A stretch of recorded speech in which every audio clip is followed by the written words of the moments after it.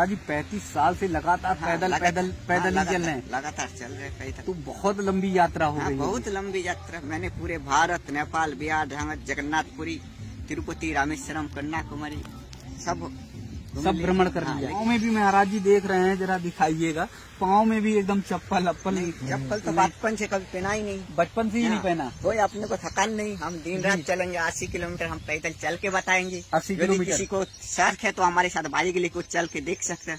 अच्छा, नहीं भोजन का कोई जरूरत नहीं। कोई जरूरत नहीं। पानी भी पीने को जरूरत नहीं। पानी भी नहीं। हाँ, पानी भी नहीं। 3 बार नहाने को जल चाहिए। अच्छा, शरीर भगवान के है जी, तो भगवान के लिए ही लगाए। सब कुछ भगवान के लिए है जी। दोस्तों, वृंदावन की यात्रा में मैंने महान संतों के दर्शन आप सबको कराए। एक से एक ऐसे अद्भुत संतों के दर्शन कराए जिनका त्याग और जिनकी तपस्या वास्तव में हम सभी के लिए वंदनीय है, हम सभी के लिए स्मरणीय है। लेकिन आज एक ऐसे महान संत के मैं दर्शन कराने जा रहा हूँ जिनके त्याग और तपस्या को आप भी देखेंगे तो आपको भी आश्चर्य लगेगा, आपका भी सिर नतमस्तक हो जाएगा, आप भी वंदन करेंगे, आप भी नमन करेंगे। बातचीत में पता चला कि 35 साल से महान संत जो है वो पैदल यात्रा कर रहे हैं। रास्ते में तमाम साधन मिलते हैं, वाहन मिलते हैं। लोग आग्रह करते हैं, निवेदन करते हैं कि महाराज जी मेरे वाहन पर बैठ जाइए, मैं थोड़ी दूर आगे छोड़ दूंगा। लेकिन महाराज जी मना कर देते हैं, कहते हैं मेरा संकल्प 35 साल का है, इस 35 साल के संकल्प को मैं नहीं छोड़ूंगा और नहीं तोड़ूंगा, और सिर्फ पैदल ही पैदल चलते रहते हैं। आप दोस्तों थोड़ा और त्याग महाराज जी का सुनिए। रास्ते में कहीं पर भी किसी भी जगह गृहस्थ यानी परिवार में भोजन नहीं ग्रहण करते हैं। महीने महीने तक महाराज जी को अगर भोजन नहीं मिला तो फिर उनको कोई दिक्कत नहीं, कोई परेशानी नहीं, बस जल ग्रहण करके वो अपना जीवन यापन करते हैं और बोलते हैं यही हमारे लिए। तो दोस्तों, ऐसे महान संत के दर्शन आप सब करिए और फिर उसके बाद उनकी वाणी, उनका ज्ञान हम सबको मिलेगा। महाराज जी बहुत बहुत प्रणाम। जय श्री कृष्ण। जी, जय जी, श्री राम। जी जी। महाराज जी, मैं अभी देख रहा था कि आप पैदल ही चले आ रहे थे और नंगे पैर थे और बस थोड़ा सा सामान है आपके पास। तो इतना बड़ा जीवन में त्याग क्यों? बस एक प्रभु की कृपा है जी। प्रभु की कृपा बिना कुछ होता ही नहीं जी। जो भी कुछ त्याग है हम कुछ नहीं, सब प्रभु की कृपा से जी। प्रभु की कृपा से अपना त्याग है जी। हम पूरे भारत पैदल चलते हैं। पूरे भारतवर्ष में पैदल चलते हैं जी। पूरे भारत में चारों धाम हर साल पैदल जाते हैं। चारों धाम हर साल पैदल जाते हैं। कुंभ मेला से फिर बापू हिदार होते हुए आ रहे जी। कुंभ से हरिद्वार से ऋषिकेश जी, देवप्रयाग बद्रीनाथ, फिर देवप्रयाग बद्रीनाथ होते हुए हरिद्वार ऋषिकेश होते हुए जी मेरठ से हस्तिनापुर से सिंगेरी ऋषि आश्रम, सिंगेरी ऋषि आश्रम से मठाना से हापुड़ से बुलंदशहर से खुर्जा से अभी इधर पहुँचे। अभी माध होते मथुरा वृंदावन धाम में अपना स्थान पर विराज करेंगे। तो जैसे महाराज जी कोई भी साधन रास्ते में मिलता है? वाहन कोई साधन नहीं।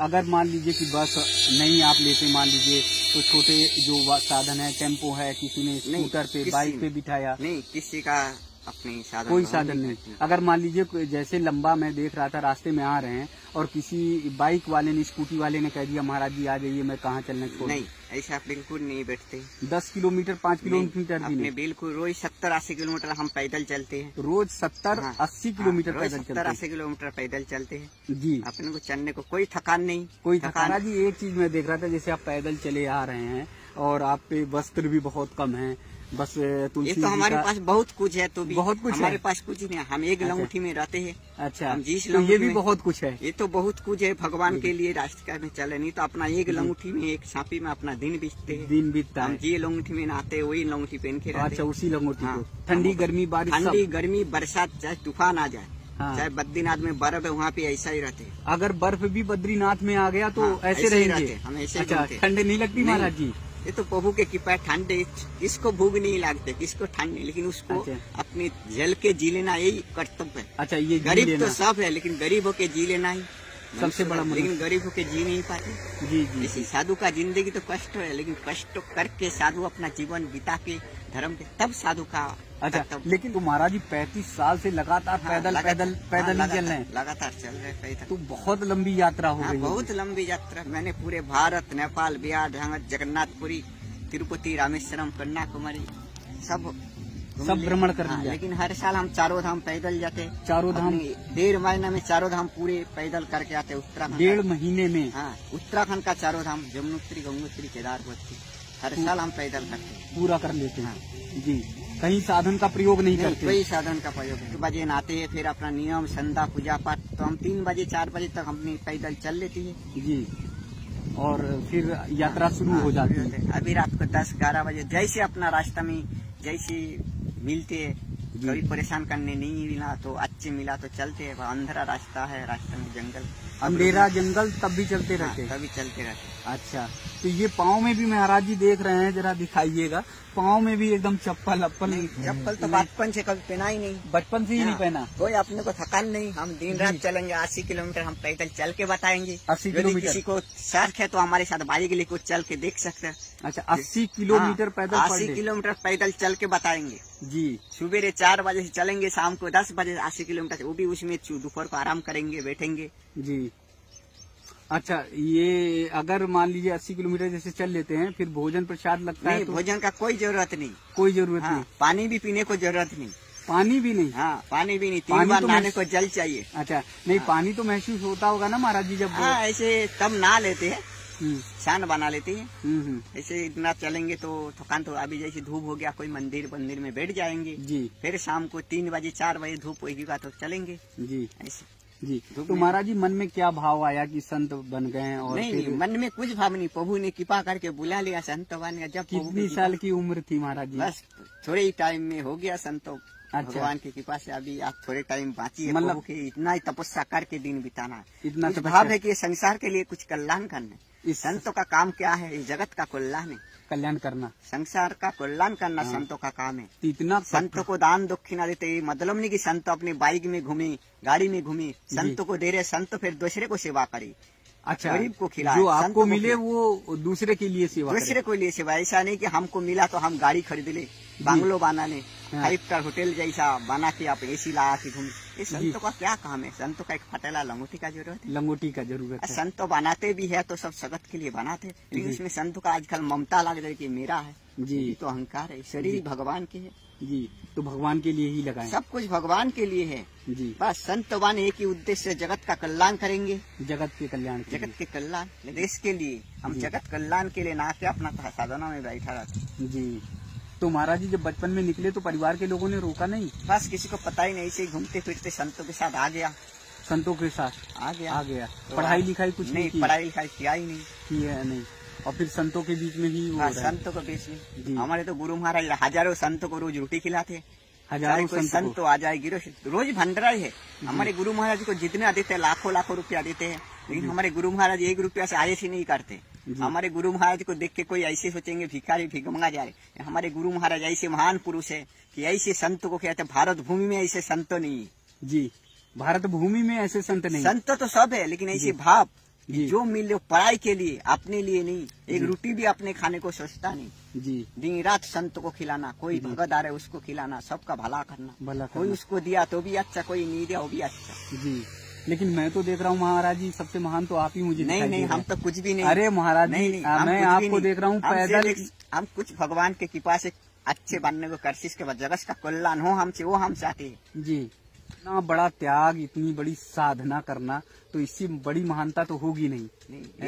ये तो भगवान की कृपा बिना हो भी नहीं सकता। भगवान की कृपा है, भगवान की कृपा बिना ये हो भी नहीं सकता। संसारी जीव तो दिन में 10 बार खा रहे, हम तो महीना में 1 दिन रोटी मिला नहीं मिला जी। हो गया नहीं हुआ ना, कोई अफसोस ही नहीं। मिला तो भी अच्छा, नहीं मिला इससे भी अच्छा नहीं मिला। लेकिन संसारी को चाहिए, चाहे चोरी करे डाका डाले उसको तपना चाहिए। 1 दिन भी परिवार का वो भोजन नहीं चला तो फिर चाहे डाका करना, मारा पीटा, वो यही तो है महाभारत जी। यही है महाभारत, यही है महाभारत। संसारी एक महाभारत है, संसार महाभारत है, संसारी महाभारत। तो इस महाभारत से निकल के आप जो है रामायण में प्रभु के कृपा से प्रभु के चरण में लिया। प्रभु ने बोले भजन करो, बस अपनी जगत का कल्याण करो जी। हमना कल्याण ही है, जीवन का कल्याण, जगत का कल्याण, जीवन का कल्याण और जगत का कल्याण जी। आनंद में है, आनंद में, कोई कष्ट नहीं, कोई कष्ट नहीं, आनंद जी। ये सांसारिक में जो लेना देना, संसार में क्या है, संसारिक एक कष्ट का जिंदगी है जी। वो संसार में कभी सुख नहीं जी। ये संसार एक नरक का तरफ है नरक का तरफ है। बार बार जन्म लेना, मरण लेना, ये तो एक संसार। तो महाराज जी अगर ऐसे सभी लोग सोच लें तो सृष्टि नहीं चलेगी, सब संत बन जाएंगे। सब तो दूर के बाद हजारों में 10 भी सोच ले तो बहुत अच्छा, लेकिन सोचते कहाँ जी। सोचने वाला हजारों में 10 सोचे, हजारों में 10 जी। सबके बात तो छोड़ दिए, सोच नहीं सकते क्योंकि इतना पुण्य भाग करके आया ही नहीं कि सब सोचे। महाराज जी अभी क्या सोचा है कि बस लगातार चलते रहेंगे या लोक कल्याण के लिए कुछ और? बस जगत को भारत भूमि में जितनी तीर्थ भूमि तीर्थ में घूमते रहते हैं जी, बस पूरा चलते रहेंगे। चलते रहते, कोई झाड़ के नीचे 2 दिन 4 दिन बैठ गया भजन में, फिर आगे चल पड़े, जहाँ अच्छा लगा वहाँ 10 दिन बैठ गई। हाँ। तो फिर कभी बीमार कभी वो नहीं, आज तक कभी बीमार हुआ ही नहीं। अच्छा। हाँ, आज तक कभी नहीं बीमार नहीं हुआ। जल वृष्टि जी, जंगल में बैठना, कभी आज तक 1 रुपया का दवाई भी नहीं लगी। 1 रुपए की दवाई नहीं ली? हाँ, 1 रुपया का दवाई आज तक नहीं लगा। अच्छा। और किसी तरह की बीमारी है? कभी कुछ बीमारी है ही नहीं, है ही नहीं जी। आप सभी देखिए कि महाराज जी की ये पोटली है, यही पोटली लेकर महाराज जी चलते हैं। महाराज जी ने बोला कि ये भी मेरे लिए ज्यादा है, ये भी मेरे लिए अधिक है। और अधिक इसलिए है कि वो बोले कि बस सिर्फ संत को एक लंगोटी से काम होता है, सरोकार है, इससे ज्यादा अधिक जरूरत नहीं है, इसी में जीवन चल जाता है। बस केवल 3 बार जो है महाराज जी को स्नान करने की जरूरत है। दोस्तों, भारत की धरती महान इसीलिए है, हमारे फिल्मों में, हमारे तमाम जगहों पर संतों को, सन्यासियों को तमाम तरह से दिखाया गया है, लेकिन ऐसे महान त्यागी संतों को नहीं दिखाया गया जिनका जीवन देश के लिए, राष्ट्र के लिए, लोक कल्याण के लिए है। तो मेरे देश और दुनिया में जितने भी दर्शक हैं, मैं बार बार कहूंगा, बार बार आपसे वो निवेदन करूंगा, आग्रह करूंगा कि ऐसे महान तपस्वी साधकों के दर्शन आप करिए, उनसे आशीर्वाद लीजिए और इनका ज्यादा से ज्यादा प्रचार करिए, ज्यादा से ज्यादा इनकी वाणियों को लोगों तक पहुंचाइए, क्योंकि यही हमारी भारत की सबसे बड़ी शक्ति है, यही हमारे भारत के सबसे बड़े गौरव हैं, यही हमारे भारत की सबसे बड़ी महानता है। महाराज जी, मैंने बहुत बड़े श्रृंखला वृंदावन में संतों के दिखाए हैं, लेकिन महाराज जी का इस तरह का त्याग, इस तरह का समर्पण और इस तरह की निश्चलता देखकर मैं स्वयं भाव विभोर हूँ और मैं स्वयं महाराज जी के इस भाव को देखकर खुद नतमस्तक होकर जो है महाराज जी के चरणों में आशीर्वाद लूंगा, क्योंकि मुझे भी, सभी भी जितने भी लोग हैं, उन सबको अपने जीवन को धन्य बनाना है।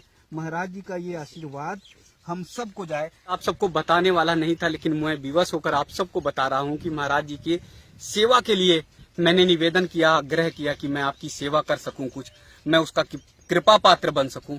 महाराज जी ने तुरंत मना कर दिया। मैंने पॉकेट से कुछ निकालने की कोशिश की, महाराज जी ने तुरंत इनकार कर दिया। बोले कि ये माया, जिस माया को मैं छोड़कर आया हूँ, जिस माया से मैं दूर आ गया हूँ, उस माया को लेकर मैं क्या करूँगा। मैंने तो संकल्प लिया है कि बाहर कुछ खाना पीना नहीं है तो मुझे धन की आवश्यकता क्या है।